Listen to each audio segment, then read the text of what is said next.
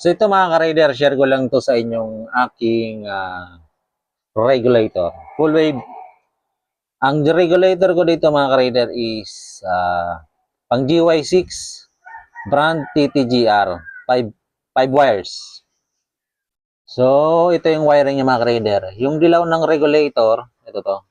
Yung dilaw ng regulator nakakonect sa dalawang wire, yellow white, yung dalawa stock wire ng motor. Tapos yung pink ng regulator nakakonect sa white thread ng stock na harness ng Raider. Tapos red to red. Ayan o, red din yung wire ng regulator. Tapos yung green ng regulator, ayan o.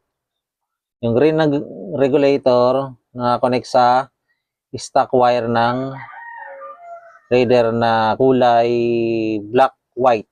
Okay. Yung panghuling wire mga ka-rider ng regulator, yung black. Kinabit ko siya mga ka-rider doon.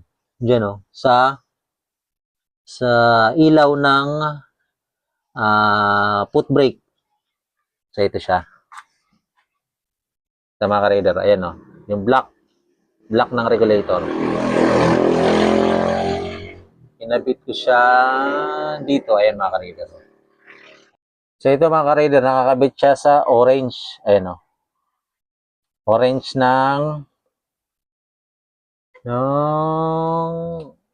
stock doon sa foot brake. Yung black, ito. Sino ba yun? Black ng regulator na nakabit sa orange. Para hindi na kayo lumayo. Andito na lang. Diyan na lang, oh. So, itong regulator ko na to mga ka-rider, magsi 6 years na to sa akin. Simula nung funnel wave ko to. So, goods na goods pa rin. Hindi nasisira.